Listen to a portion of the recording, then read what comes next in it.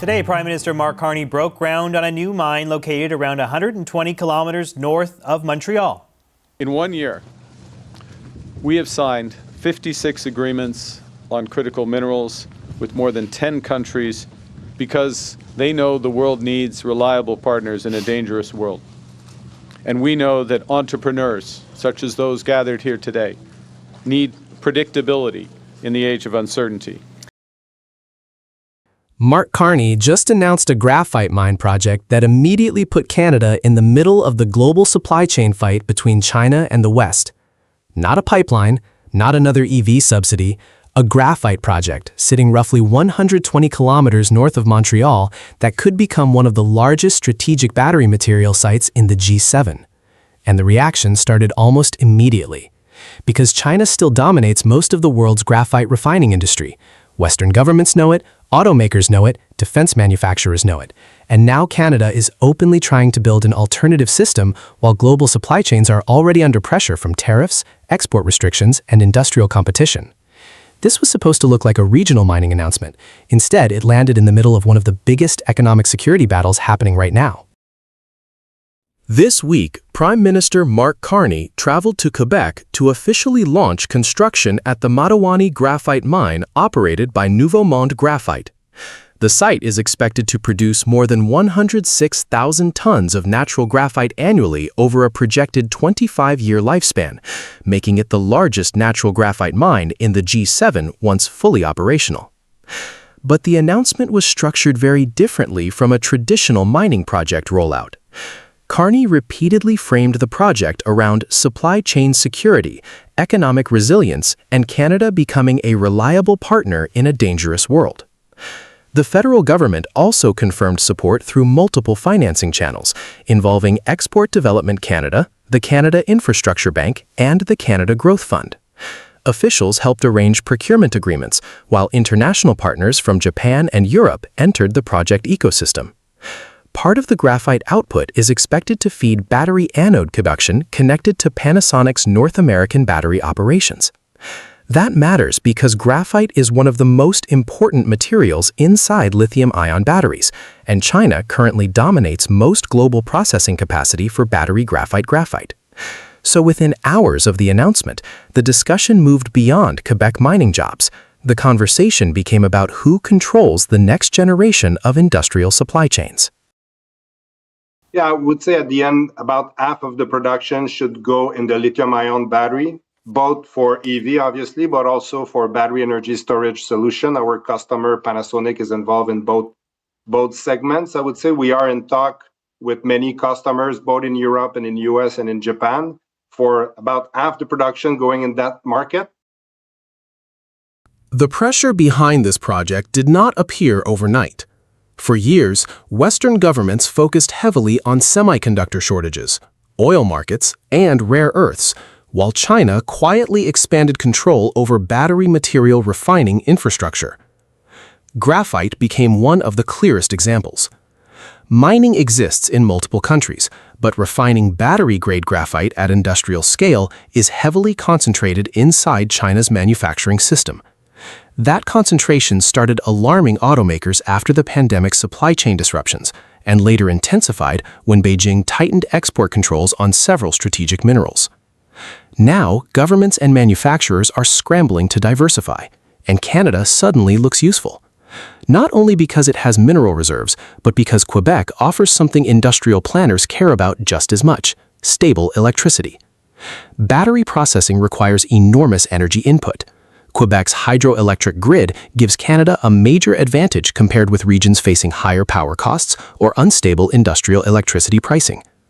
That combination, minerals plus cheap clean power, is exactly why international investors started paying attention to this project, especially in an environment where geopolitical reliability is becoming part of industrial planning itself. Automakers no longer just ask, where is the cheapest supplier? Now they ask, what happens if the supply chain breaks again? Pressure from Washington may actually be helping Canada sell this strategy internationally. Trump's tariff agenda has increased uncertainty across North America's auto, EV, and battery sectors, with one industry estimate suggesting the latest tariffs could add more than $100 billion in costs to the U.S. auto industry in 2025 alone. That instability matters because battery projects are planned years in advance. When tariffs, sourcing costs, and supply chain rules keep shifting, manufacturers start looking for more predictable jurisdictions. That is exactly how Carney is positioning Canada, as the stable supplier backed by faster project approvals, government financing coordination, and long-term industrial partnerships. And in a battery race where China dominates processing while the US and Europe scramble to secure supply chains, Canada is trying to become the reliable middle ground. The financial pressure inside the United States is already becoming measurable. Industry forecasts now estimate that rising tariffs and supply chain restructuring could increase total U.S. EV and battery manufacturing costs by tens of billions of dollars over the next several years, especially as companies are forced to localize more production while simultaneously paying higher prices for imported components and minerals. Some analysts estimate battery pack costs for certain North American EV programs could rise between 15% and 20% under sustained tariff pressure. For large automakers producing millions of vehicles annually, that translates into billions in additional manufacturing expense almost immediately. And the timing is brutal for U.S. manufacturers because many companies already committed massive spending during the EV expansion boom.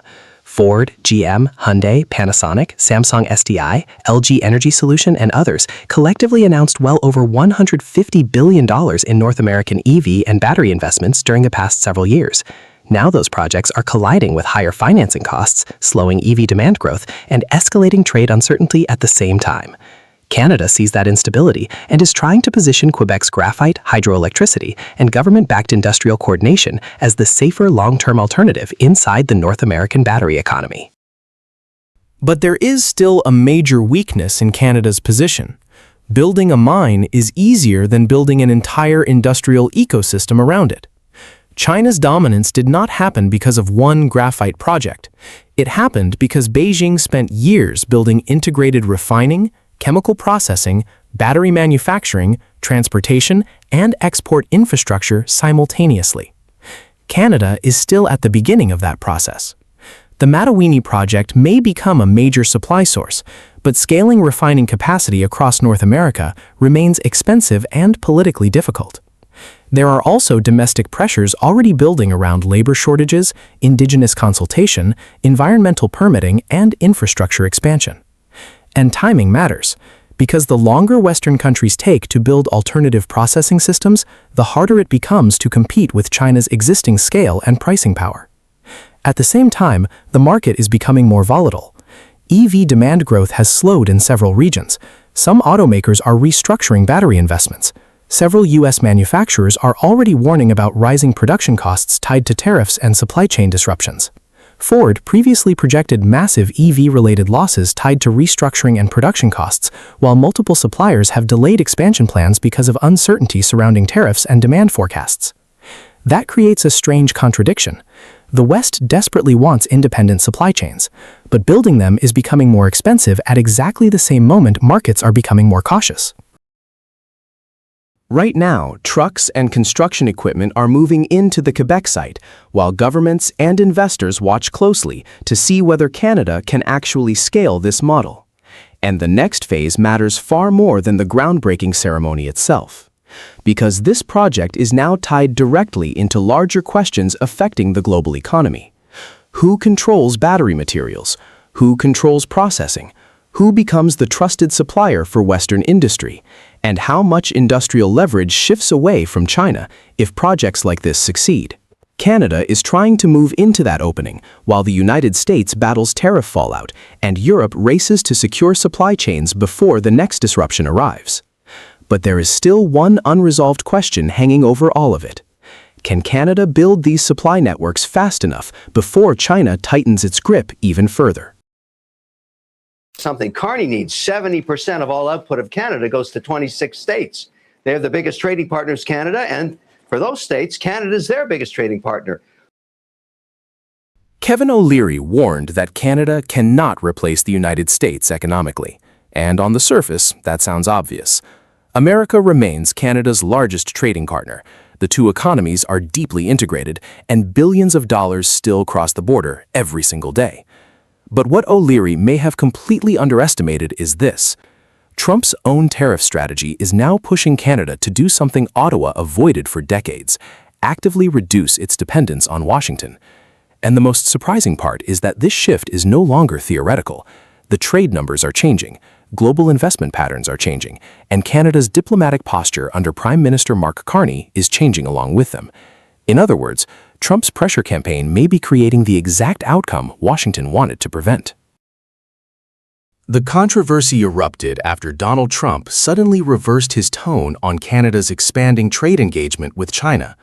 Only days earlier, Trump publicly said Canada signing trade arrangements with China was a good thing, before abruptly pivoting towards threats of massive tariffs against Canadian goods. Kevin O'Leary defended the broader Trump approach by arguing that Canada ultimately still has no realistic alternative to the American economy. His reasoning was straightforward. Roughly 70% of Canadian exports still flow into the United States, and smaller trade partners cannot fully replace the scale of the American market. Technically, that argument is still true today. No serious economist believes Europe, Asia, or China alone can suddenly replace the United States overnight. But that was never really Carney's strategy. The strategy emerging in Ottawa now is not about replacing America entirely.